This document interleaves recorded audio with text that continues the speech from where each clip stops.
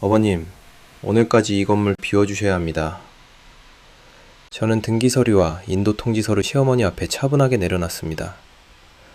1월의 그 월요일 아침, 제 옆에는 법원 집행관과 보안업체 직원들이 함께 서 있었죠.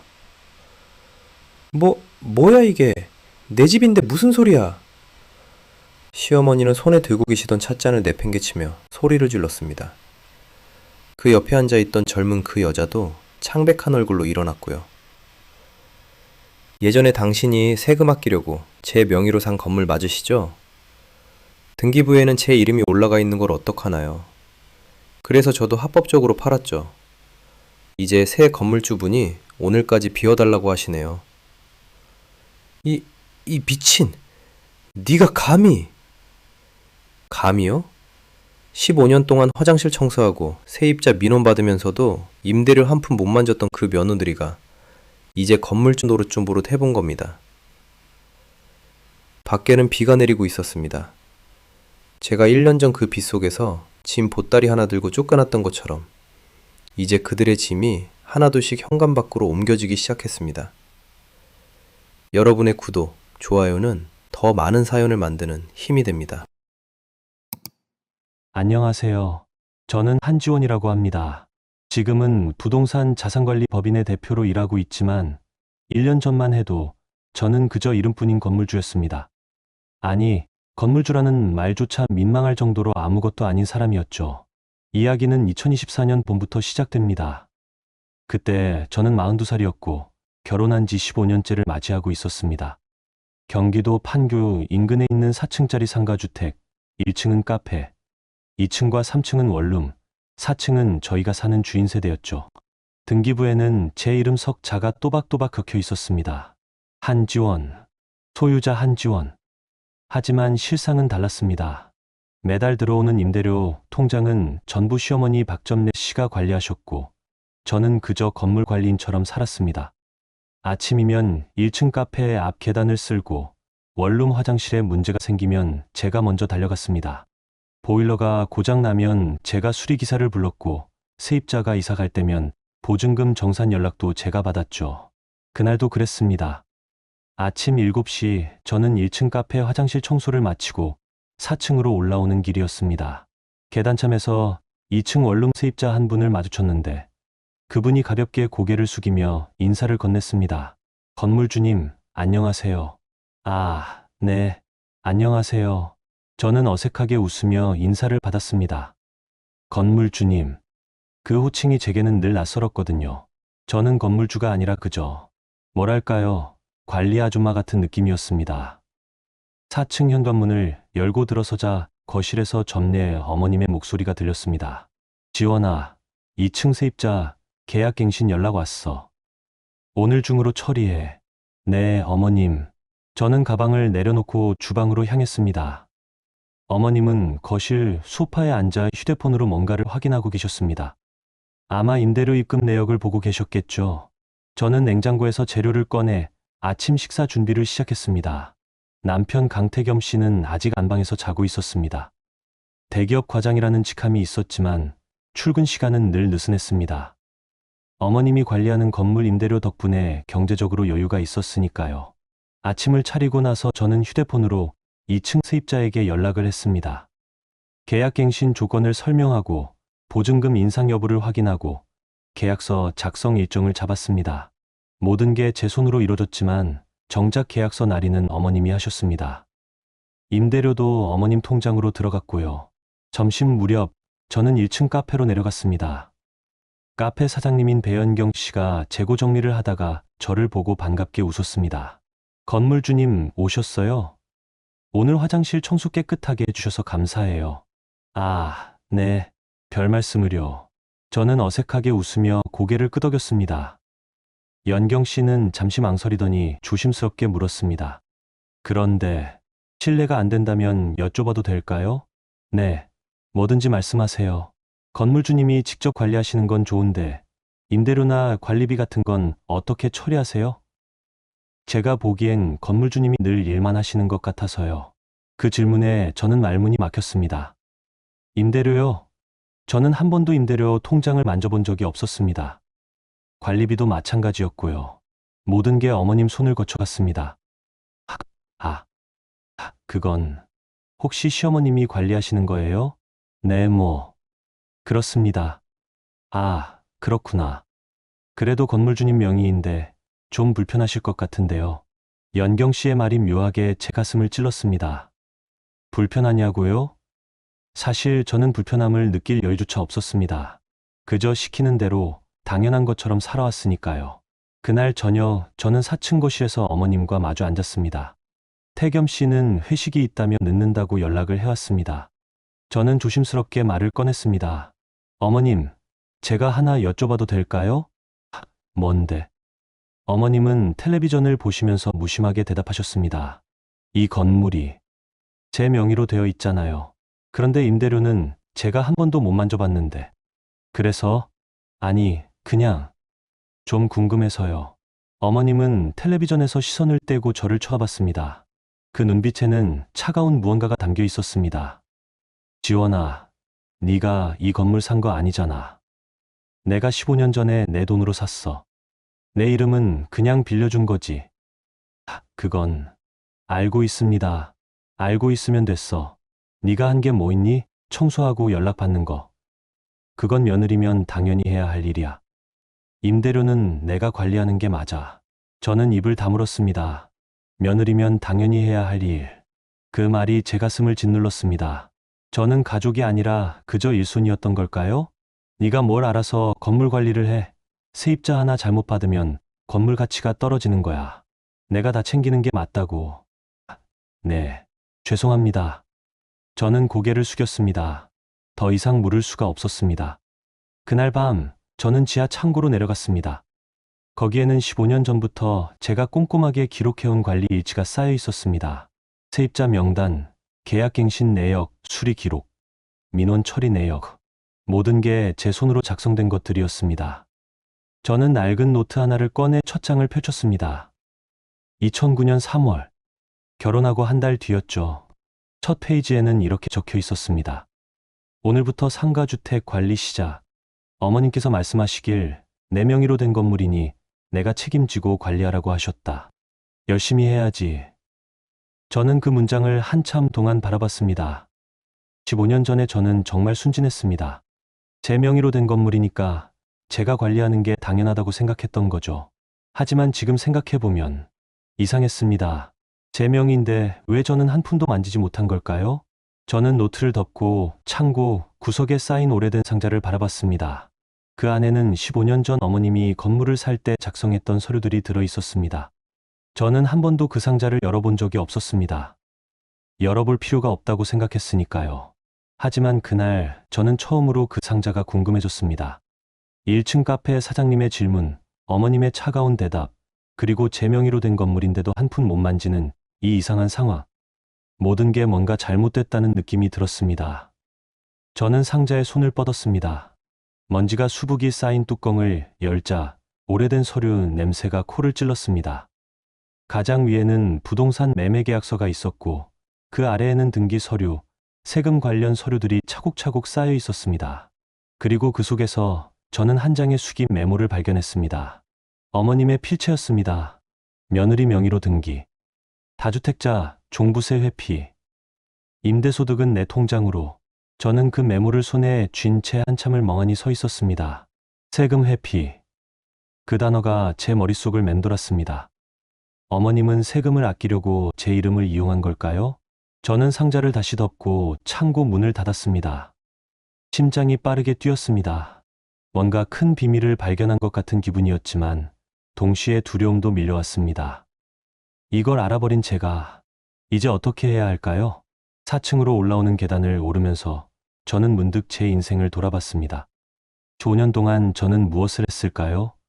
청소하고, 연락받고, 관리하고. 그게 전부였습니다. 가족이라는 이름 아래 저는 그저 일손으로만 존재했던 거죠. 그날 밤 저는 잠을 이룰 수가 없었습니다. 지하 창고에서 발견한 그 메모가 자꾸만 떠올랐습니다. 세금 회피, 며느리 명의, 그 단어들이 제 머릿속에서 계속 맴돌았습니다. 새벽 2시쯤 저는 조용히 일어나 거실로 나왔습니다. 어둠 속에서 창밖을 바라보며 생각했습니다. 제 이름으로 된 건물. 하지만 제 것이 아닌 건물. 이 모순된 상황 속에서 저는 과연 누구였을까요? 그때 저는 알지 못했습니다. 이 의심이, 이 작은 발견이 앞으로 제 인생을 완전히 뒤바꿀 거라는 것을요. 2024년 여름이 시작되던 어느 날, 저는 남편 태겸 씨의 휴대폰에서 우연히 이상한 문자를 발견했습니다. 그날은 평범한 주말 아침이었습니다. 태겸 씨는 샤워를 하러 욕실에 들어갔고, 거실 테이블 위에 휴대폰을 두고 간 상태였죠. 알림음이 울렸습니다. 저는 무심코 화면을 봤습니다. 산부인과에서 온 예약 확인 문자였습니다. 김은수님, 7월 15일 오전 10시 초음파 검사 예약이 확정되었습니다. 김은수. 그 이름을 본 순간 제 손이 떨렸습니다. 저는 태겸 씨의 휴대폰을 집어들었습니다. 비밀번호는 제 생일이었습니다. 아이러니하게도요. 메시지 목록을 열었을 때 저는 숨이 막혔습니다. 김은수라는 이름으로 저장된 대화 내역이 끝없이 이어져 있었습니다. 사랑한다는 말, 만나자는 약속, 그리고 임신 축하 메시지. 오빠, 우리 아기 건강하대요. 의사 선생님이 남자아이 같다고 하셨어요. 고생했어. 우리 아들 꼭 건강하게 낳자. 저는 휴대폰을 떨어뜨릴 뻔했습니다. 아들. 그들은 아들을 가졌다는 말이었습니다. 결혼 15년 동안 저와 태겸 씨 사이에는 아이가 없었습니다. 제 몸에 문제가 있었거든요. 그리고 그 사실은 늘 시댁에서 제 약점이었습니다. 욕실 문이 열리는 소리가 들렸습니다. 저는 재빨리 휴대폰을 제자리에 놓았습니다. 태겸 씨가 수건으로 머리를 닦으며 나왔습니다. 왜 그래? 얼굴이 왜 그렇게 하얘? 아니, 아무것도 아니에요. 저는 주방으로 도망치듯 들어갔습니다. 손이 떨려서 컵을 제대로 잡을 수가 없었습니다. 15년. 제가 이 집에서 보낸 15년이 한순간에 무너지는 느낌이었습니다. 그날 오후 더 충격적인 일이 벌어졌습니다. 점례 어머님이 거실로 저를 부르셨습니다. 그리고 그 옆에는 낯선 여자가 앉아 있었습니다.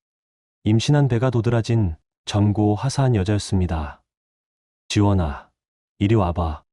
저는 다리가 휘청거렸지만 억지로 걸어갔습니다. 어머님은 그 여자의 어깨를 다정하게 두드리며 말했습니다. 이 사람이 은수 씨야. 우리 태겸이 사귀는 사람이고. 네, 놀랐지? 나도 처음엔 놀랐어.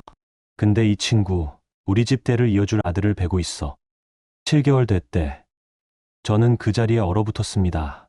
어머님은 태연하게 마치 당연한 일인 것처럼 말을 이어갔습니다. 지원아, 너도 알잖아. 네가 아이를 못 낳는다는 거. 5년 동안 기다렸는데 이제 더는 기다릴 수가 없어. 김은수라는 여자는 저를 보며 미안한 듯 하지만 어딘가 당당한 표정을 지었습니다. 언니, 죄송해요. 하지만 저도 어쩔 수 없었어요. 사랑하는 사람의 아이를 지울 수는 없잖아요. 언니. 그 여자는 저를 언니라고 불렀습니다. 저보다 9살이나 어린 여자가 제 남편의 아이를 베고 제 시어머니 옆에 앉아서 저를 언니라고 불렀습니다. 어머님, 이게 무슨... 지원아, 현실을 봐. 너는 우리 집에 아무것도 해준 게 없어. 아들도 못 낳고 돈도 못 벌고 그저 이 건물 관리나 하면서 밥이나 얻어먹고 산 거지. 어머님의 말은 칼날처럼 날카로웠습니다. 저는 말을 잇지 못했습니다. 은수 씨는 달라. 전고 아들을 낳을 수 있고 무엇보다 우리 태겸이를 진짜로 사랑하잖아. 그때 현관문이 열렸습니다. 태겸 씨가 퇴근하고 돌아온 것이었습니다. 그는 거실에 앉아있는 저희를 보고 잠시 멈칫하더니 곧 담담한 표정으로 다가왔습니다. 왔어. 은수가 밝게 웃으며 일어났습니다. 오빠. 태겸 씨는 은수의 어깨를 가볍게 두드리고는 저를 바라봤습니다. 그 눈빛에는 미안함도 죄책감도 없었습니다. 그저 차갑고 무심한 시선뿐이었습니다. 지원 씨, 우리 이야기 좀 해야 할 것 같아요. 지원 씨. 그는 저를 이름에 씨를 붙여 불렀습니다. 15년 동안 함께 살았던 아내를 마치 남처럼 대하는 호칭이었습니다. 저는 그날 밤 한방에서 태겸 씨와 마주 앉았습니다. 아니, 정확히는 제가 침대 끝에 앉아 있고 태겸 씨는 책상 의자에 앉아 저를 내려다보는 구도였습니다. 조용히 이혼해줘요. 뭐라고요? 서로 힘들게 하지 말자고요. 당신도 알잖아요. 우리 사이에 이제 남은 게 없다는 거.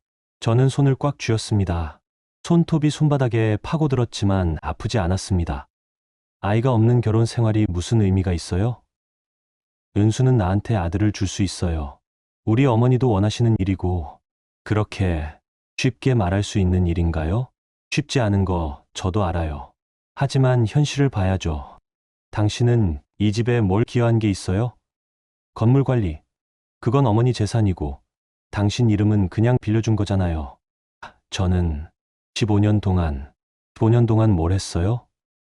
아이도 못 낳고, 돈도 못 벌고. 솔직히 당신이 없어도 이 집은 잘 돌아가요. 그 말을 듣는 순간 저는 제가 무너지는 걸 느꼈습니다. 15년이라는 시간이 제가 이 집에서 보낸 모든 날들이 한순간에 무가치해지는 느낌이었습니다. 위자료 같은 건 기대하지 마요. 잘못한 건 서로 다 있으니까 그냥 조용히 각자 길 가는 거예요. 제 잘못이 뭔데요? 태겸 씨는 한숨을 쉬며 고개를 저었습니다. 아이를 못 낳은 것부터 잘못이죠. 결혼이 뭐예요? 대를 잇는 거잖아요. 당신은 그 의무를 못한 거예요. 저는 더 이상 말할 수가 없었습니다. 그는 일어서며 마지막으로 말했습니다. 다음 주까지 생각해봐요. 조용히 나가줄 건지 아니면 법적으로 할 건지. 근데 법적으로 가면 당신한테도 좋을 게 없을 거예요. 건물명의 문제도 있고. 그는 문을 닫고 나갔습니다. 저는 어둠 속에 혼자 남았습니다. 며칠 뒤 저는 거실에서 점례 어머님과 다시 마주 앉았습니다. 은수도 함께 있었습니다. 둘은 마치 모녀처럼 다정하게 차를 마시고 있었습니다. 지원아, 결정했어? 아직은 무슨, 빨리 결정해. 은수 씨 배도 불러오는데 애 낳기 전에 정리해야지. 어머님, 저는 15년 동안, 15년이 뭐 그리 대단해. 시도 못 받는 밭은 갈아엎어야 하는 거야. 그게 자연의 이치지. 시도 못 받는 밭. 그 말을 듣는 순간 저는 숨이 막혔습니다. 저는 사람이 아니라 밭이었습니다. 그것도 쓸모없는 밭이었던 거죠. 은수가 차를 한 모금 마시고는 조심스럽게 말했습니다. 언니, 저도 이게 편한 건 아니에요. 하지만 오빠를 사랑하고 아기도 생겼는데 어쩔 수 없잖아요. 당신이 뭘 안다고. 저도 여자예요. 언니 마음 이해해요. 근데 현실은 현실이잖아요. 오빠는 저를 선택했어요. 점례 어머님이 테이블을 탁 치며 말했습니다. 그래, 현실을 봐야지. 지원아, 너 나가면 짐은 챙겨갈 수 있어. 근데 이 건물이랑은 아무 상관없는 거야. 알겠지? 건물은 제 명의인데요. 명의가 뭐가 중요해? 내 돈으로 산 거잖아. 내 이름은 그냥 세금 때문에 빌려준 거야. 나중에 다시 내 명의로 돌릴 거니까 걱정 마. 저는 고개를 들어 어머님을 똑바로 바라봤습니다. 그게 법적으로 문제가 되는 거 아닌가요? 문제? 무슨 문제? 가족끼리 명예 빌려주는 건 흔한 일이야. 너도 동의했잖아. 저는 아무것도 몰랐어요. 몰랐든 알았든 도장 찍은 건 너야. 그러니까 이제 조용히 나가. 그게 서로한테 좋아. 저는 식탁 아래에서 주먹을 꽉 쥐었습니다. 손톱이 손바닥에 박혔습니다. 아팠지만 참았습니다. 그날 밤 저는 또다시 지하 창고로 내려갔습니다. 오래된 서류 상자를 다시 꺼냈습니다. 그리고 그 속에서 15년 전 작성된 명의신탁 확인서를 찾았습니다. 점례 어머님의 필체로 또박또박 긁힌 문서였습니다.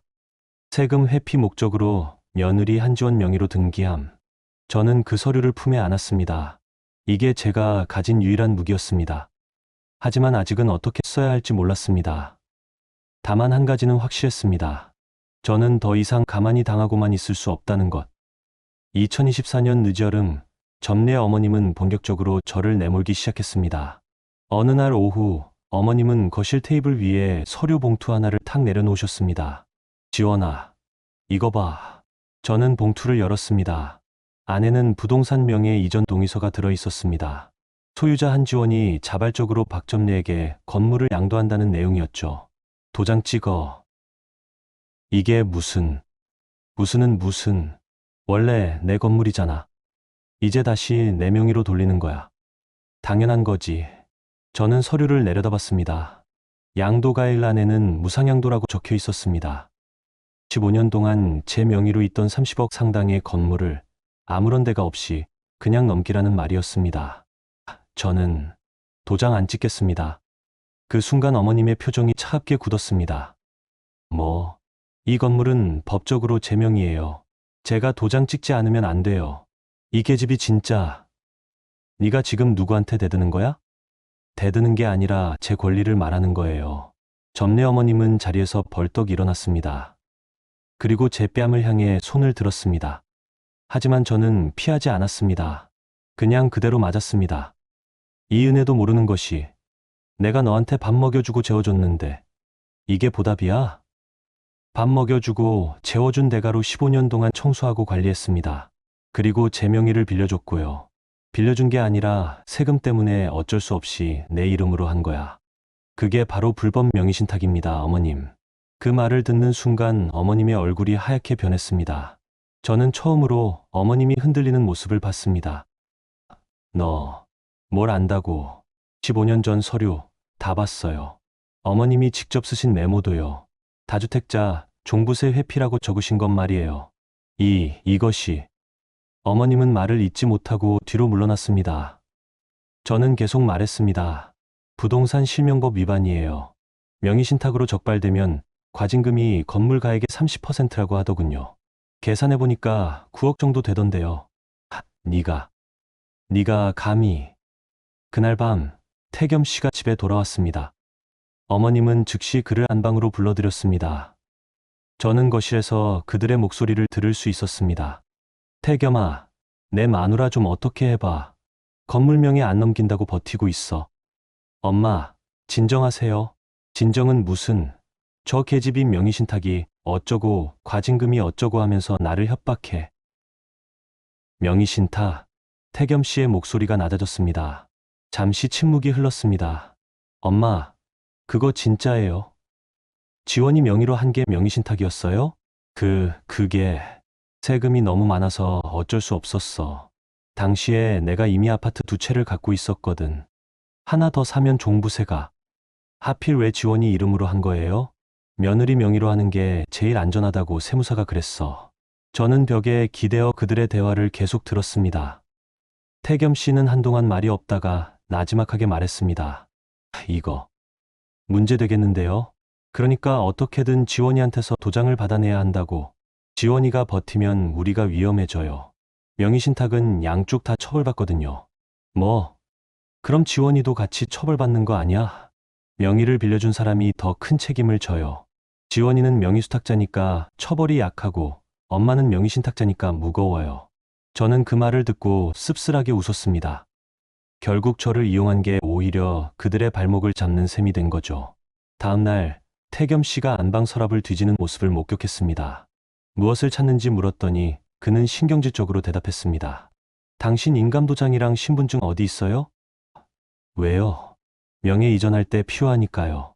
제가 직접 주지 않으면 못 찾으실 거예요. 지금 장난해요? 장난이 아니라 제 재산을 지키는 거예요. 태겸 씨는 서랍을 닫으며 저를 노려봤습니다. 당신도 명의신탁으로 같이 처벌받을 수 있다는 거 알아요?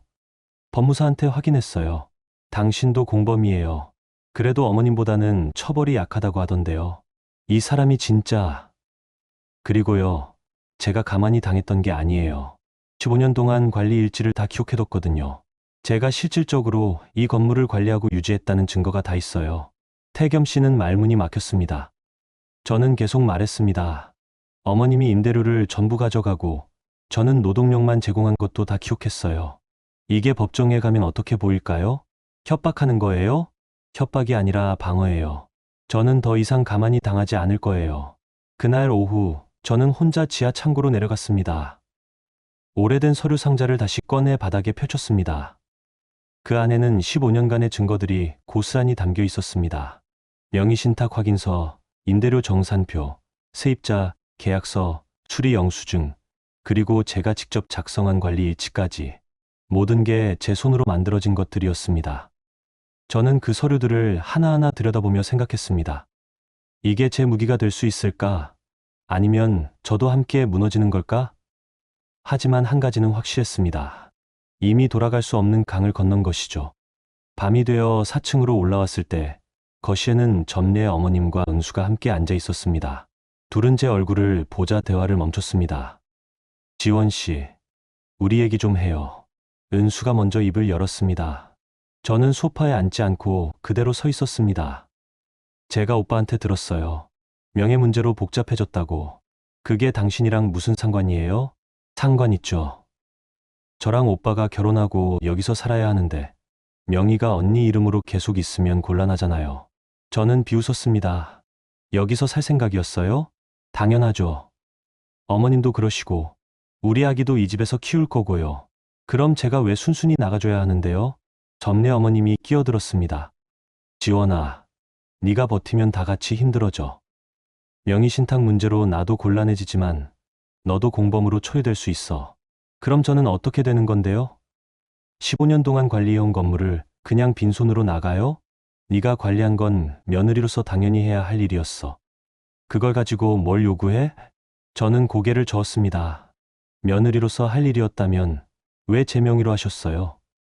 그냥 어머님 명의로 하시고 저한테 관리만 시키시면 됐잖아요. 그건 세금 문제가 바로 그거예요. 어머님은 세금을 피하려고 저를 이용하신 거잖아요. 그런데 이제 와서 며느리의 도리를 말씀하시는 건 모순이죠. 저는 더 이상 대화하고 싶지 않아서 안방으로 들어갔습니다. 문을 닫는 순간 뒤에서 어머님의 목소리가 들렸습니다. 지원아, 네가 이러면 정말 후회하게 될 거야. 하지만 저는 돌아보지 않았습니다. 그날 밤 저는 짐을 싸기 시작했습니다. 곧 쫓겨날 거라는 걸 알고 있었으니까요. 하지만 이번에는 준비된 상태로 나갈 생각이었습니다. 서류 상자를 먼저 챙겼습니다.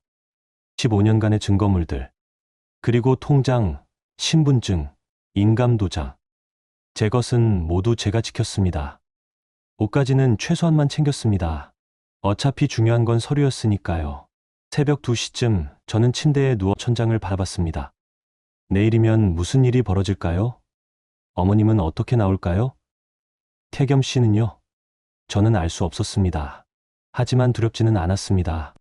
오히려 묘한 해방감이 들었습니다. 15년 동안 억눌려 살았던 제가 이제야 비로소 제 목소리를 내기 시작한 거니까요. 그게 어떤 결과를 가져올지는 몰랐지만 적어도 제 손에 무기가 있다는 걸 알고 있었습니다. 그리고 그 무기는 바로 그들이 저에게 준 것이었습니다. 제 명의로 된 건물, 15년간의 기록, 불법 명의신탁의 증거, 모든 게 제 손에 있었습니다. 2024년 가을, 비가 내리는 밤이었습니다. 저는 제가 15년 동안 살아온 집에서 쫓겨났습니다. 그날 저녁 점례 어머님은 이삿짐 센터를 불렀습니다. 제가 퇴근해서 집에 도착했을 때 이미 2명의 직원이 4층 현관에 서 있었습니다. 어머님, 이게 무슨, 내 짐 싸는 거야. 오늘 당장 나가. 하지만 저는 아직은 무슨 아직. 네가 명예 안 넘긴다고 버티니까 나도 방법을 쓸 수밖에 없잖아. 이삿짐 직원들은 제 방으로 들어가 옷가지를 박스에 담기 시작했습니다. 저는 황급히 따라 들어갔습니다. 잠깐만요. 제가 직접 챙길게요. 하지만 어머님은 제 팔을 붙잡고 거실로 끌어냈습니다. 가만히 있어. 직원들이 알아서 할 거야. 어머님, 이건 너무하잖아요. 너무한 건 너야.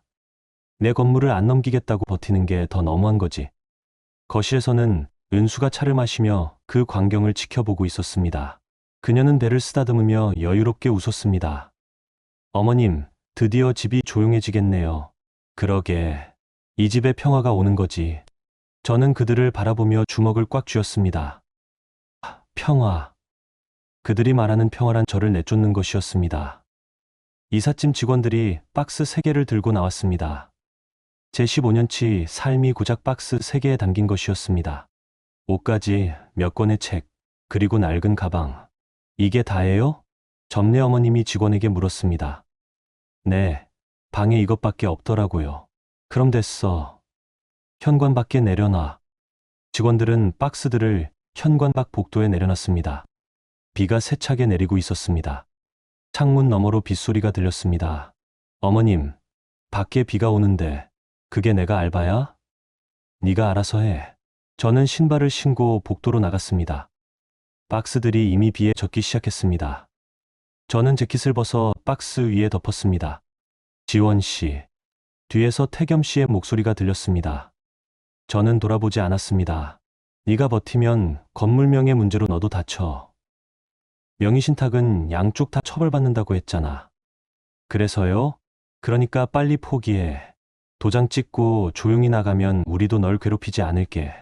저는 비에 젖은 박스를 안고 천천히 일어섰습니다. 그리고 태겸 씨를 똑바로 바라봤습니다.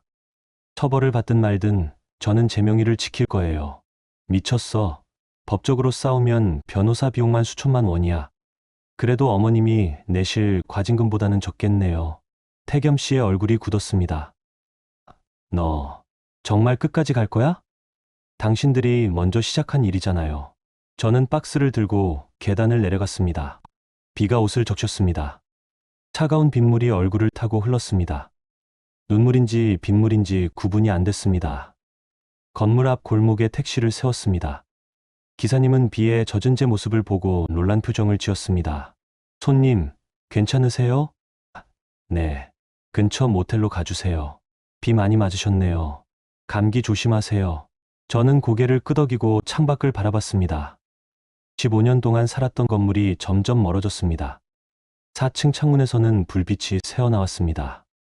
아마 거실에서 어머님과 은수가 차를 마시며 제가 사라진 것을 기뻐하고 있겠죠. 모텔에 도착했습니다. 프런트 직원은 비에 흠뻑 젖은 저를 보고 놀란 듯 했지만 아무 말도 하지 않았습니다. 방 열쇠를 받고 2층으로 올라갔습니다.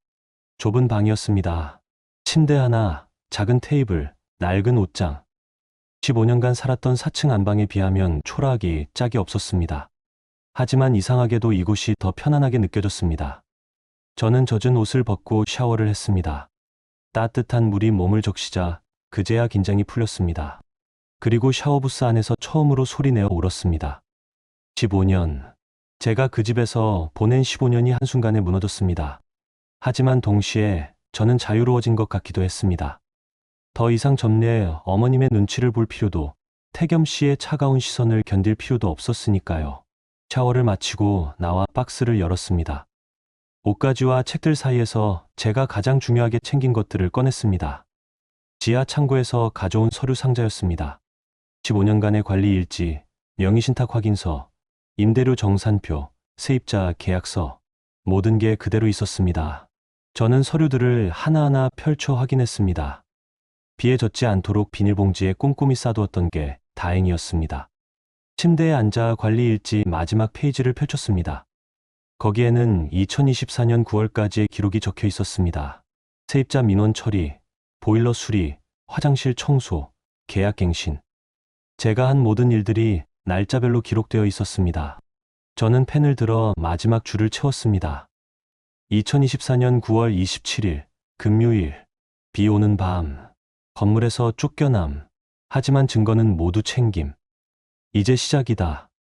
그 문장을 쓰는 순간 눈물이 다시 흘렀습니다. 하지만 이번에는 슬픔의 눈물이 아니었습니다. 분노와 결의가 섞인 눈물이었습니다. 저는 휴대폰을 꺼내 연락처를 찾았습니다. 고등학교 동창 전미라, 변호사가 된 친구였습니다. 마지막으로 통화한 지 2년이 넘었지만 지금 제게 필요한 건 바로 그녀였습니다. 문자를 보냈습니다. 미라야, 나 지원이야. 도움이 필요해. 시간 되면 만날 수 있을까? 답장은 5분 만에 왔습니다. 지원아, 무슨 일이야? 내일 오전에 사무실로 와. 주소 보낼게. 저는 휴대폰을 내려놓고 창밖을 바라봤습니다. 비는 여전히 내리고 있었습니다. 거리의 네온사인들이 빗물에 반사되어 일렁였습니다. 모텔 침대에 누워 천장을 바라보며 생각했습니다. 제가 과연 이길 수 있을까? 점례 어머님도, 태겸 씨도, 은수도. 그들은 모두 저를 무시하고 짓밟았습니다. 하지만 그들은 한 가지를 간과했습니다. 제 손에 증거가 있다는 것을요. 그날 밤 저는 오랜만에 깊이 잠들었습니다. 15년 만에 처음으로 제 결정으로 누운 침대였습니다. 비록 좁고 낡은 모텔 침대였지만 그 어느 때보다 편안했습니다. 새벽에 눈을 떴을 때 비는 그쳐 있었습니다. 창밖으로 희미한 햇살이 비쳤습니다. 저는 일어나 거울을 봤습니다. 부은 눈, 피곤한 얼굴. 하지만 그 눈빛만큼은 달라져 있었습니다. 더 이상 억눌린 며느리의 눈빛이 아니었습니다. 싸울 준비가 된 여자의 눈빛이었습니다. 2024년 늦가을 저는 전미라 변호사의 사무실을 찾아갔습니다. 강남 한복판에 있는 깔끔한 빌딩이었습니다. 15층에 위치한 로펌 정이라는 간판이 보였습니다. 엘리베이터를 타고 올라가는 동안 제 심장은 빠르게 뛰었습니다. 과연 미라가 저를 도와줄 수 있을까? 아니, 도와주려고 할까?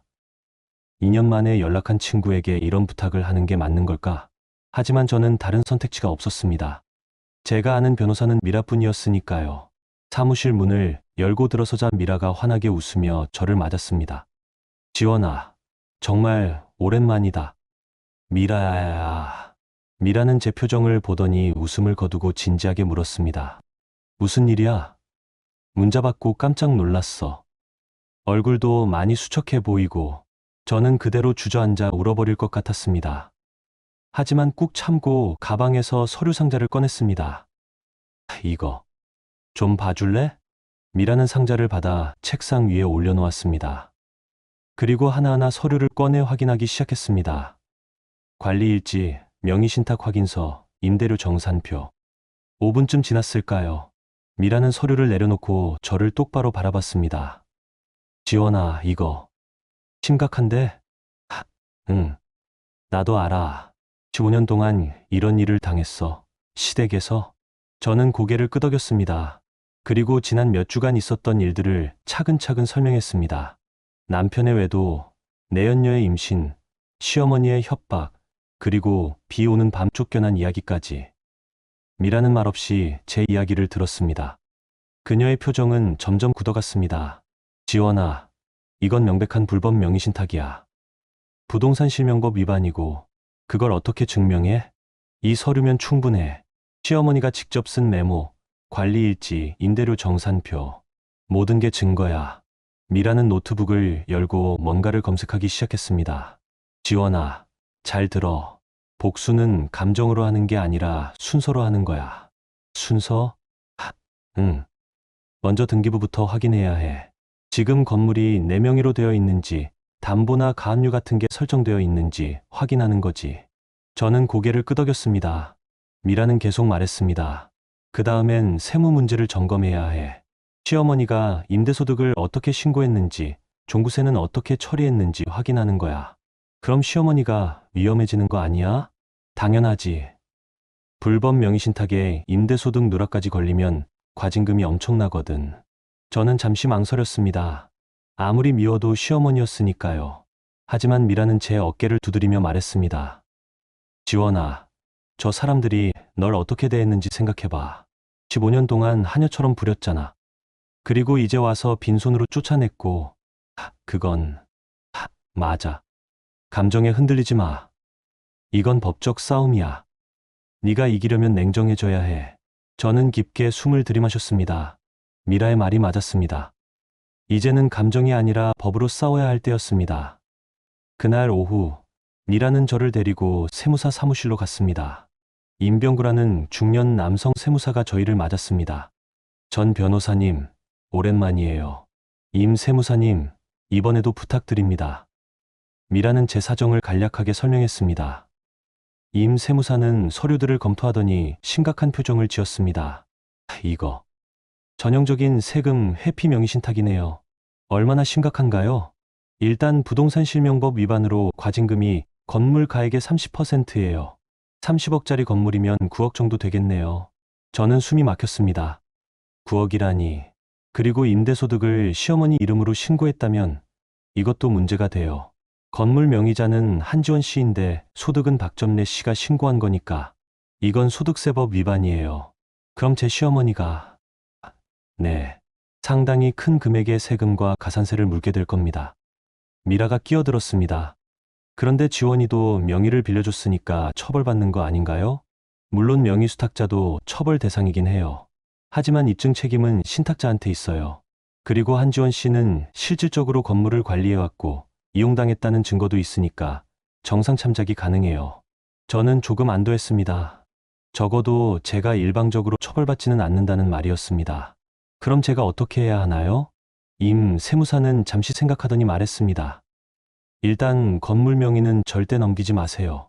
그리고 이혼, 소송과 별개로 명의신탁 문제를 제기하는 게 좋을 것 같아요. 명의신탁 문제를 제기하면 시어머니 측에서 협상 테이블에 나올 겁니다. 과징금이 무서우니까요.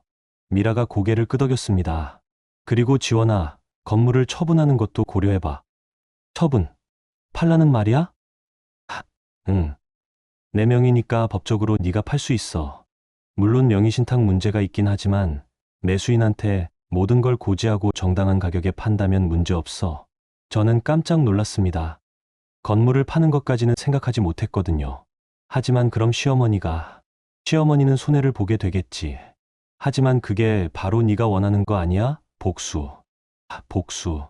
그 단어를 듣는 순간 제 가슴이 뛰었습니다. 맞았습니다. 저는 복수를 원했습니다. 15년 동안 저를 이용하고 착취한 그들에게 똑같이 갚아주고 싶었습니다.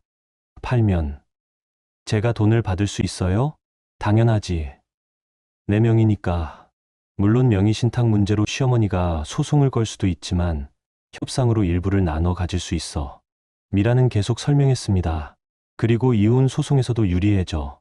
네가 실질적으로 재산을 가지고 있으니까 위자료 없이 쫓겨나는 일은 없을 거야. 저는 고개를 끄덕였습니다. 점점 길이 보이기 시작했습니다. 그날 저녁 미라의 사무실에서 나와 근처 카페에 앉았습니다. 미라는 커피를 한 모금 마시고는 저를 바라봤습니다. 지원아, 너 진짜 할 거야? 응. 할래. 쉽지 않을 거야. 시댁에서 엄청나게 반발할 거고 법적 싸움도 길어질 수 있어. 괜찮아. 이미 돌아갈 곳도 없는 걸. 미라는 씁쓸하게 웃었습니다. 너 15년 동안 많이 참았구나. 응. 많이 참았어. 이제 안 참아도 돼. 네가 법적으로 유리한 위치에 있어. 건물 명의도 내 거고 증거도 네가 다 가지고 있잖아. 저는 창밖을 바라봤습니다. 해가 지고 있었습니다. 하늘이 붉게 물들었습니다. 미라야, 나 무서워. 뭐가? 내가 이기면 그 사람들이 정말 무너지잖아. 시어머니도 남편도. 그래도 가족이었는데. 미라는 제 손을 잡았습니다. 지원아, 저 사람들이 널 가족으로 대했어? 아니잖아. 너한테는 한여였고 이름만 빌려주는 도구였어. 그래. 가족이라면 서로 아끼고 보호해줘야 해. 근데 저 사람들은 널 이용하고 버렸어. 그럼 이제 내 차례야. 저는 고개를 끄덕였습니다. 미라의 말이 맞았습니다. 이제는 제가 제 인생을 지킬 차례였습니다. 며칠 뒤 미라는 이혼 소송 서류를 준비했습니다. 동시에 건물 처분 가능성도 알아보기 시작했습니다. 판교 인근 부동산 시장을 조사하고 잠재적 매수인 명단도 작성했습니다.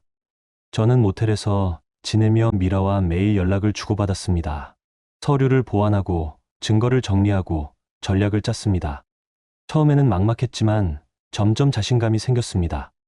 그리고 어느 날 미라가 전화를 걸어왔습니다.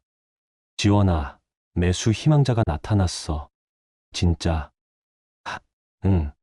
판교 인근에서 수익형 부동산을 찾던 투자자래. 이름은 오창식. 내 시어머니를 아는 사람이기도 해. 어머니를 안다고?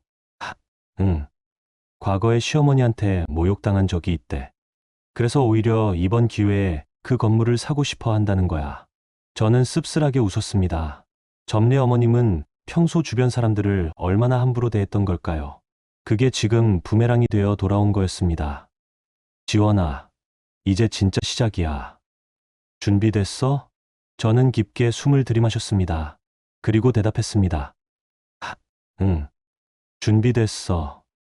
그날 밤 저는 모텔 침대에 누워 관리 일지 마지막 페이지를 펼쳤습니다. 그리고 펜을 들어 한 줄을 추가했습니다. 2024년 10월 18일 변호사와 세무사 상담 완료. 건물 매수 희망자 출연. 이제 반격을 시작한다. 그 문장을 쓰고 나서 저는 처음으로 미소를 지었습니다. 5년 만에 처음 느끼는 해방감이었습니다. 2024년 겨울이 시작될 무렵 저는 본격적으로 움직이기 시작했습니다. 미라와 함께 작성한 통지서를 모든 세입자에게 발송했습니다. 통지서의 내용은 간단했습니다. 앞으로 임대료 민 모든 민원은 등기명의자인 한지원에게 직접 연락 바랍니다. 그리고 제 새로운 연락처와 계좌번호를 명시했습니다. 이틀 뒤 1층 카페 사장 배현경 씨에게서 전화가 왔습니다. 건물주님, 통지서 받았어요. 네, 연경 씨. 앞으로 제가 직접 관리할 예정입니다. 그럼 다음 달 임대료도 건물주님 계좌로 넣으면 되는 거죠? 네, 맞습니다. 알겠어요. 그런데 혹시 무슨 일 있으세요? 예전 어르신이랑 사이가 조금 복잡한 일이 있었어요. 하지만 걱정하지 마세요. 모든 계약은 유효하니까요. 연경 씨는 안도의 한숨을 쉬었습니다. 다행이에요. 사실 저 어르신이 좀 까다로우셨거든요. 건물주님이 직접 하시면 더 좋을 것 같아요. 전화를 끊고 나서 저는 혼자 웃었습니다. 세입자들도 점내 어머님을 그렇게 생각하고 있었다는 게 씁쓸하면서도 통쾌했습니다. 그날 저녁 점내 어머님에게서 전화가 왔습니다. 예상했던 일이었습니다. 지원아, 네가 지금 무슨 짓을 한 거야? 어머님, 저는 제 권리를 행사하는 것뿐입니다. 세입자들한테 무슨 통지서를 보낸 거야? 임대료를 내 계좌로 넣으라고? 네, 건물 명의가 제 이름이니까요. 이 미친. 당장 취소해. 취소할 수 없습니다. 이미 모든 세입자에게 통지했고 다들 이해하셨어요. 지원아, 너 진짜 끝까지 갈 거야? 명의신탁 문제 터지면 너도 피해 못 봐. 저는 침착하게 대답했습니다. 어머님 말씀대로라면 저는 이름만 빌려준 사람이죠.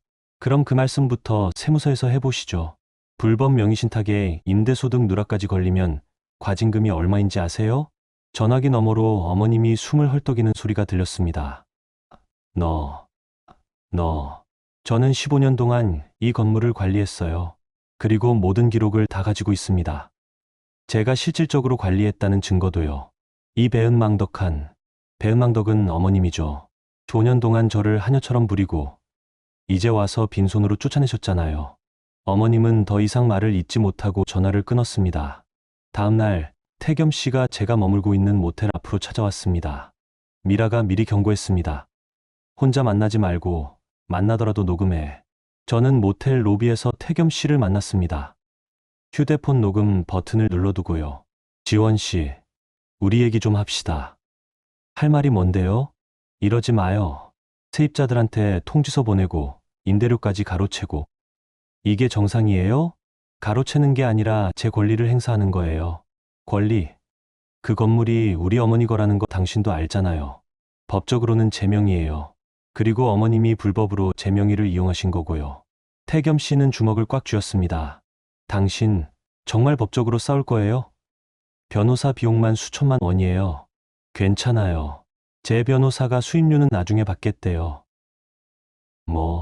제가 이기면 건물 매각 대금에서 받겠다고 하더라고요. 태겸 씨의 얼굴이 하얗게 변했습니다. 건물을 팔겠다고? 네, 제 명의니까 팔 수 있죠. 미쳤어. 그럼 우리 어머니는 어떻게 되는데? 그건 어머님이 생각하실 문제죠. 불법 명의신탁을 하신 분이니까. 태겸 씨는 한 발짝 다가왔습니다. 저는 뒤로 물러섰습니다. 지원 씨, 마지막으로 말하는데 이러지 마요. 당신도 명의를 빌려줬으니까 같이 처벌받을 수 있어요. 제 변호사 말로는 저는 정상 참작이 가능하대요. 15년 동안 실질적으로 관리했고 임대료는 한 푼도 못 만졌으니까요. 당신 진짜. 그리고 위임장 위조건은 어떻게 되셨어요? 제 이름으로 담보대출 받으려고 하셨죠? 태겸 씨는 입을 다물었습니다. 제가 그것까지 알고 있을 줄은 몰랐던 모양입니다. 제 변호사가 조회해봤어요. 당신이 몇 달 전에 제 명의로 담보대출 상담을 받으셨더라고요. 제 인감도장은 어떻게 구하셨어요? 위조하신 거죠? 그건 사문서 위조예요. 형사처벌 대상이고요. 태겸 씨는 더 이상 말을 잇지 못하고 돌아섰습니다. 로비를 나가는 그의 뒷모습이 처량해 보였습니다. 저는 자리에 앉아 휴대폰 녹음을 멈췄습니다. 그리고 미라에게 녹음 파일을 전송했습니다. 일주일 뒤 오창식 씨와 첫 만남이 있었습니다. 미라의 사무실에서 만났는데 그는 50대 후반의 차분한 인상을 가진 남성이었습니다. 한지원 씨, 처음 뵙겠습니다. 오창식입니다. 안녕하세요. 오창식 씨는 건물 관련 서류들을 꼼꼼히 검토했습니다. 등기부, 세입자, 계약서, 관리 내역, 모든 걸 확인한 뒤에 고개를 끄덕였습니다. 좋은 물건이네요. 입지도 좋고 세입자들도 안정적이고 감사합니다. 그런데 명의신탁 문제는 어떻게 처리하실 건가요? 미라가 대답했습니다. 매매 계약서에 모든 사실을 고지할 겁니다. 그리고 소유권 이전은 법원 판결이 나온 후에 진행하고요. 그럼 시간이 좀 걸리겠네요. 네. 하지만 오 대표님께서 먼저 계약금을 치으시면 건물을 확보할 수 있습니다. 오창식 씨는 잠시 생각하더니 말했습니다. 좋습니다. 계약금 5억 먼저 드리죠. 그 대신 세입자들과 계약은 그대로 승계하는 걸로요. 물론입니다. 계약서를 작성하는 동안 오창식 씨가 저에게 물었습니다. 한지원 씨, 혹시 박점래 씨랑 무슨 일이 있으셨나요? 제가 예전에 그분한테 모욕당한 적이 있어서요. 네. 몇 년 전에 이 근처 땅을 사려고 박점래 씨한테 연락한 적이 있어요. 근데 거만하게 굴면서 저를 무시하더라고요. 당신 같은 사람한테 팔 땅 없다고. 저는 쓴웃음을 지었습니다. 역시 점례 어머님답게 주변 사람들을 함부로 대하셨던 거죠. 그래서 이번에 제가 이 건물을 매입한다는 소식을 들으시면 박점례 씨가 어떤 반응을 보이실지 궁금하네요. 오창식 씨는 씁쓸하게 웃었습니다. 계약서 작성을 마치고 계약금 5억이 제 통장으로 입금됐습니다. 생전 처음 보는 금액이었습니다. 저는 통장 잔액을 보며 멍하니 앉아 있었습니다. 미라가 제 어깨를 두드렸습니다. 지원아, 이제 시작이야. 응. 이혼 판결도 곧 나올 거야. 그리고 건물 소유권 확정 판결도. 미라야, 나 무서워. 뭐가? 이렇게까지 해도 되는 건가 싶어. 미라는 제 손을 잡았습니다. 지원아, 너 15년 동안 뭘 했어? 청소하고, 관리하고, 세입자들 민원받고. 근데 돈은 한 푼도 못 만졌잖아. 그래. 이건 복수가 아니라 정당한 권리 행사야. 내 명의로 된 건물을 네가 파는 거지. 저는 고개를 끄덕였습니다. 미라의 말이 맞았습니다. 그날 밤 저는 이혼 판결을 기다리며 모텔 침대에 누워 생각했습니다. 곧 모든 게 끝날 거였습니다. 이혼도, 건물 문제도, 그리고 저는 새로운 삶을 시작할 수 있을 거였습니다. 며칠 뒤 법원에서 이혼 판결이 나왔습니다. 원고 한지원과 피고 강태겸은 이혼한다. 위자료는 3천만 원으로 책정됐습니다. 태겸 씨의 외도가 명백했으니까요. 판결문을 받아든 순간 저는 눈물이 났습니다. 15년간의 결혼 생활이 종이 한 장으로 끝난 거였습니다. 슬픔보다는 해방감이 더 컸습니다. 미라가 옆에서 말했습니다. 지원아, 이제 건물 명예 확정 판결만 남았어. 언제쯤 나올까? 다음 달쯤. 그 전에 시어머니 측에서 합의 제안이 올 수도 있어. 합의? 응. 명의신탁 문제로 소송 가면 시어머니 측이 더 불리하거든. 그러니까 합의금을 주고 조용히 정리하자고 할 수도 있어. 하지만 저는 고개를 저었습니다. 합의는 안 할 거야. 왜? 끝까지 가보고 싶어. 제대로 된 결말을 보고 싶어. 미라는 빙긋 웃었습니다. 그래. 내 마음대로 해. 나는 끝까지 도와줄게. 2025년 초 겨울의 끝자락이었습니다. 저는 예상치 못한 전화 한 통을 받았습니다. 김은수였습니다. 언니. 저예요. 무슨 일이에요?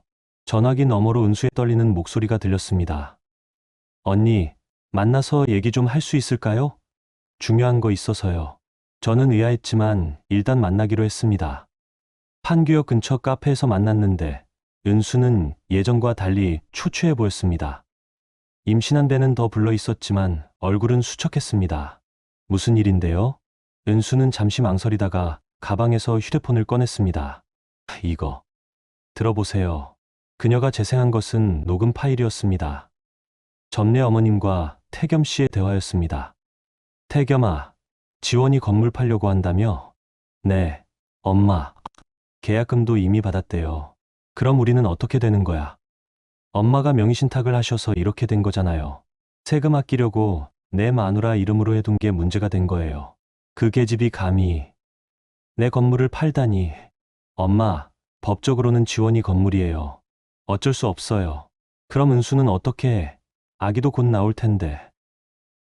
은수는 제가 알아서 할게요. 알아서 하긴. 돈도 없는 주제에 무슨 수로. 차라리 은수를 빨리 정리하는 게 나을 수도. 녹음이 끊겼습니다. 저는 은수를 바라봤습니다. 그녀의 눈에는 눈물이 고여 있었습니다. 들으셨죠? 저를 정리하자고 했어요. 저는 오빠를 진심으로 사랑했어요. 아기도 오빠 아기고. 근데 지금 와서 저를 버리려고 해요. 저는 복잡한 기분이었습니다. 은수는 제 남편을 빼앗아간 사람이었지만 지금은 저와 똑같은 처지가 된 것 같았습니다. 이용당하고 버려지는 여자. 왜 저한테 이걸 보여주는 거예요? 언니가 이기셨으면 좋겠어요. 네. 언니가 이기면 저도 뭔가 위로가 될 것 같아서요. 어머님이랑 오빠가 무너지는 걸 보고 싶어요. 은수는 가방에서 또 다른 서류를 꺼냈습니다. 이것도 드릴게요. 오빠가 몇 달 전에 언니 명의로 담보대출 받으려고 위임장을 위조한 증거예요. 제가 그때 사진을 찍어뒀거든요. 왜 이렇게까지? 오빠가 저를 버리려고 하니까요. 그럼 저도 가만히 있을 수 없죠. 저는 서류를 받아들었습니다. 거기에는 태겸 씨가 제 도장을 위조하는 과정이 사진으로 찍혀 있었습니다. 결정적인 증거였습니다. 은수 씨, 당신 배신하는 거예요? 배신은 그쪽이 먼저 했어요. 저를 이용하고 버리려고 했잖아요. 저는 서류를 가방에 넣으며 말했습니다. 고마워요. 이거 잘 쓰게요. 언니, 한 가지만 부탁해도 될까요? 뭔데요? 제가 아기 낳고 나면 도와줄 수 있어요? 저 혼자 키우기엔 너무 막막해서요. 저는 잠시 망설였습니다. 이 여자를 도와줘야 하는 걸까? 하지만 은수의 눈에 담긴 절박함을 보니 거절할 수가 없었습니다. 생각해 볼게요. 은수는 고개를 숙여 인사하고 자리를 떴습니다. 저는 그녀의 뒷모습을 보며 생각했습니다. 결국 우리 모두 점례의 어머님과 태겸 씨에게 이용당한 피해자였던 거죠. 그날 저녁 저는 미라에게 녹음 파일과 위조 증거를 넘겼습니다. 미라는 놀란 표정으로 자료를 검토했습니다. 지원아, 이거 대박이야. 그렇게 좋아? 당연하지.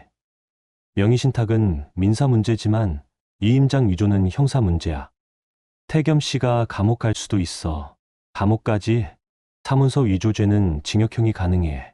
그리고 이 녹음 파일은 시어머니가 명의신탁을 자백한 증거가 돼. 미라는 계속 설명했습니다. 이제 시어머니 측에서 합의하지 않으면 정말 큰일 나. 형사고소까지 들어가면 태겸 씨도 시어머니도 모두 처벌받아. 저는 창밖을 바라봤습니다. 서울의 야경이 반짝이고 있었습니다. 미라야, 나 이상한 기분이 들어. 무슨 복수하는 게 맞는 건가 싶어서. 지원아, 그 사람들도 결국 가족이었잖아. 15년을 같이 살았는데. 미라는 제 어깨를 두드렸습니다. 지원아, 가족이라면 서로를 아껴줘야 해. 근데 저 사람들은 널 아낀 적이 있어? 너한테 가족은 그저 이용당하는 관계였어. 그래도가 아니야. 너 15년 동안 얼마나 힘들었어. 화장실 청소하고 세입자 관리하고. 근데 돈은 한 푼도 못 만지고 말이야. 저는 고개를 숙였습니다. 미라의 말이 맞았습니다. 그리고 지원아, 이건 복수가 아니라 정의야. 불법적으로 내 명의를 이용한 사람들이 대가를 치르는 거지. 정의. 응. 네가 잘못한 게 없어. 오히려 네가 너무 오래 참았던 거야. 며칠 뒤 미라는 위임장 위조건으로 태겸 씨를 경찰에 고소했습니다. 동시에 점례 어머님에게는 명의신탁 관련 소송을 제기했습니다. 태겸 씨는 경찰 조사를 받으러 갔습니다. 회사에도 소문이 퍼졌고 그는 결국 사직서를 제출했습니다. 외도의 범죄 의혹까지 겹치니 더 이상 버틸 수 없었던 거죠.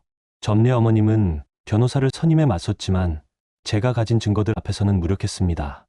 5년간의 관리 일지, 명의신탁 확인서, 임대료 정산표, 그리고 은수가 넘긴 녹음 파일까지 모든 게 점례 어머님에게 불리하게 작용했습니다. 어느 날 점례 어머님의 변호사에게서 연락이 왔습니다. 합의를 하고 싶다는 내용이었습니다.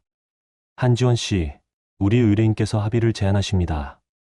건물 매각 대금의 30%를 드리겠습니다. 저는 미라를 바라봤습니다. 미라는 고개를 저었습니다. 30%는 터무니없어요. 지원 씨가 15년 동안 관리한 대가를 생각하면 최소 50% 이상은 받아야죠. 50%는 너무 많습니다. 그럼 소송으로 가시죠. 명의신탁, 과징금 9억에 임대소득 누락 가산세까지 합치면 박점례 씨는 파산하실 겁니다. 상대 변호사는 말을 잇지 못했습니다. 결국 합의는 결렬됐습니다. 저는 끝까지 가기로 결심했습니다. 법원 판결을 받아서 정당하게 제 몫을 찾기로 한 거죠. 그날 밤 저는 모텔 창가에 앉아 밤하늘을 바라봤습니다. 별이 보이지 않는 서울의 하늘이었지만 묘하게 마음이 평온했습니다. 15년 만에 처음으로 저는 제 선택을 했습니다. 누가 시켜서가 아니라 제가 원해서 한 선택이었습니다. 그리고 그 선택이 옳다는 확신이 들었습니다. 2025년 1월의 어느 월요일 아침이었습니다. 저는 오창식 씨의 관리인 법원 집행관 그리고 보안업체 직원들과 함께 그 건물 앞에 섰습니다. 미라가 옆에서 말했습니다. 지원아, 준비됐어? 응. 됐어. 우리는 4층으로 올라갔습니다. 초인종을 눌렀습니다. 안에서 점례의 어머님의 목소리가 들렸습니다. 누구야? 저예요, 어머님. 지원이요. 문이 열렸습니다. 점례 어머님은 거실에서 은수와 함께 차를 마시고 계셨습니다.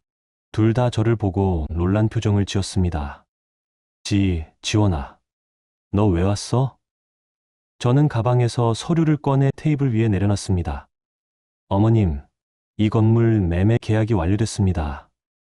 그리고 오늘까지 이 건물을 비워주셔야 해요. 뭐라고? 점례 어머님은 서류를 집어들었습니다. 매매 계약서와 인도 통지서였습니다. 이게 무슨... 내 허락도 없이 어떻게...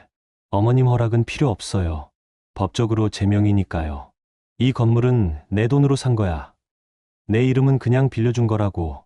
그 말씀을 법정에서 하세요. 명의신탁 자백이 되니까요. 점례 어머님은 서류를 바닥에 내던졌습니다. 나는 안 나가. 절대 안 나간다고. 그때 집행관이 앞으로 나섰습니다. 박점례 씨, 이 건물은 이미 매매가 완료됐고 새 소유자가 인도를 요구하고 있습니다. 거부하시면 강제집행에 들어갈 수밖에 없습니다. 강제집행? 이게 내 집인데. 법적으로는 한지원 씨의 명의였고 적법하게 매각했습니다. 점례 어머님은 저를 노려봤습니다. 그 눈빛에는 분노와 배신감이 가득했습니다. 지원아, 네가 이렇게까지 할 줄은 몰랐어. 어머님도 저를 이렇게까지 대할 줄은 몰랐어요. 15년 동안 저를 하녀처럼 부리고 이름만 빌려주고 돈은 한 푼도 안 주셨잖아요. 그리고 이제 와서 빈손으로 쫓아내셨고요. 그건 네가 아이를 못 낳아서. 아이를 못 낳는 게 제 잘못인가요?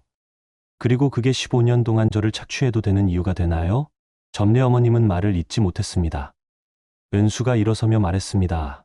어머님, 우리 나가요. 어차피 이긴 건 언니예요. 은수야, 너까지. 저도 이제 지쳤어요. 언니 말이 맞아요. 우리가 잘못한 거예요. 점례 어머님은 은수를 믿을 수 없다는 표정으로 바라봤습니다. 하지만 은수는 더 이상 점례 어머님 편이 아니었습니다. 보안업체 직원들이 짐을 옮기기 시작했습니다. 점례 어머님의 옷까지, 가구 몇 개, 그리고 낡은 박스들. 15년간 쌓인 삶의 흔적들이 하나둘씩 현관 밖으로 나갔습니다. 이럴 수는 없어. 경찰 불러. 내 집에서 내 물건을 함부로 옮기다니. 집행관이 침착하게 대답했습니다. 법원 명령에 따른 집행입니다. 경찰을 부르셔도 저희를 막을 수 없습니다. 점례 어머님은 그 자리에 주저앉았습니다. 그리고 저를 올려다보며 말했습니다. 지원아, 제발 이러지 마. 내가 잘못했어. 미안해. 저는 처음으로 점례 어머님이 사과하는 모습을 봤습니다. 하지만 그 사과는 너무 늦었습니다. 어머님, 15년 전에 그 말씀하셨어야죠. 지원아, 저는 15년 동안 어머님을 섬겼어요. 청소하고, 관리하고, 세입자 민원 받고. 근데 어머님은 저를 가족으로 대한 적이 없으세요. 미안해. 정말 미안해. 저는 고개를 돌렸습니다. 더 이상 볼 수가 없었습니다. 그때 현관문이 열렸습니다. 태겸 씨가 들어왔습니다. 그는 상황을 파악하고는 경악한 표정을 지었습니다. 이게 무슨 일이야? 당신도 오늘까지 나가야 해요. 이 건물은 이제 당신 거 아니니까. 지원 씨, 우리 얘기 좀 합시다. 제발, 할 얘기 없어요. 이미 끝났어요. 태겸 씨는 어머니 옆에 무릎을 꿇었습니다. 그리고 울기 시작했습니다. 엄마, 우리 어떡해. 태겸아, 미안해. 엄마가 잘못했어. 저는 그 광경을 지켜보다가 밖으로 나왔습니다. 복도에는 그들의 짐이 산더미처럼 쌓여 있었습니다. 1년 전 비 오는 밤, 제 짐이 그렇게 쌓여 있던 것처럼요. 미라가 옆에서 말했습니다. 지원아, 괜찮아? 응, 괜찮아. 후회되지 않아. 저는 고개를 저었습니다. 아니, 전혀. 밖에는 비가 내리기 시작했습니다. 1년 전 그날처럼요. 하지만 이번에는 제가 안에 있고 그들이 밖으로 나가는 차례였습니다. 1시간쯤 지났을까요? 점례 어머님, 태겸 씨, 그리고 은수가 건물 밖으로 나왔습니다. 그들은 비를 맞으며 짐을 챙기기 시작했습니다. 저는 4층 창가에서 그 모습을 내려다봤습니다. 마음 한편이 아팠지만 동시에 후련했습니다. 15년간 억눌렸던 감정이 비로소 풀리는 느낌이었습니다. 오창식 씨가 옆에 와서 말했습니다. 한지원 씨, 고생하셨습니다. 이제 이 건물은 제가 잘 관리하겠습니다. 감사합니다. 그리고 매각 대금 잔금 내일 입금하겠습니다. 저는 고개를 끄덕였습니다. 건물 매각 대금은 총 30억이었습니다. 명의신탁, 과징금과 세금을 제하고 나면 제게 약 18억 정도가 남을 것으로 예상됐습니다. 18억. 제 인생에서 상상도 못한 금액이었습니다. 하지만 그보다 중요한 건 제가 이제 자유로워졌다는 거였습니다. 며칠 뒤 저는 미라와 함께 부동산 자산관리 법인을 설립했습니다. 한지원 자산관리라는 이름으로요. 제가 15년 동안 쌓은 경험과 노하우를 살려서 다른 사람들의 건물을 관리해주는 일을 시작했습니다. 첫 고객은 의외로 배연경 씨였습니다. 1층 카페 사장님이었죠. 건물주님, 아니 이제 대표님이시네요. 축하드려요. 고마워요, 연경 씨. 저도 곧 건물 하나 살 예정인데 관리 좀 부탁드려도 될까요? 물론이죠. 제가 잘 도와드리겠습니다. 사무실 책상에 앉아 명함을 내려다봤습니다. CEO 한지원. 제 이름 석자가 박혀있는 명함이었습니다. 이번에는 진짜였습니다. 누구에게 빌려준 이름이 아니라 제가 직접 만든 제 자리였습니다. 창밖으로 서울의 야경이 보였습니다. 빌딩들의 불빛이 반짝였습니다. 저는 그 불빛을 바라보며 생각했습니다. 15년 동안 저를 짓밟았던 사람들은 지금 어디서 무엇을 하고 있을까요? 점례 어머님은 월세방에서 살고 계실 거고, 태겸 씨는 새 직장을 찾고 있겠죠. 은수는 아기를 낳고 혼자 키우고 있을 거고요. 그들이 불행하기를 바라는 건 아니었습니다. 다만 그들이 자신들의 선택에 대한 대가를 치르고 있다는 사실이 묘한 안도감을 줬습니다. 저는 노트북을 열고 새로운 프로젝트 파일을 만들었습니다. 한지원 자산관리 사업계획서. 제 새로운 시작이었습니다. 그날 밤 저는 사무실에서 늦게까지 일했습니다. 피곤했지만 행복했습니다. 제가 원해서 하는 일이었으니까요. 집으로 돌아가는 길, 저는 판교 인근을 지나쳤습니다. 그 건물이 보였습니다. 이제는 제 것이 아닌 건물. 하지만 저는 전혀 아쉽지 않았습니다. 오히려 그 건물을 보며 생각했습니다. 저는 그곳에서 15년을 살았지만 진짜 제 집은 아니었다고요. 진짜 제 집은 제가 직접 만들어가는 이 새로운 삶이라고요. 아파트에 도착해 열쇠를 꺼냈습니다. 제 명의로 된 아파트, 제 돈으로 산 집이었습니다. 문을 열고 들어서는 순간 저는 비로소 집에 온 것 같은 기분이 들었습니다. 거실 소파에 앉아 창밖을 바라봤습니다. 서울의 야경이 한눈에 들어왔습니다. 저는 혼자 미소를 지었습니다. 15년 만에 저는 제 삶의 주인이 됐습니다.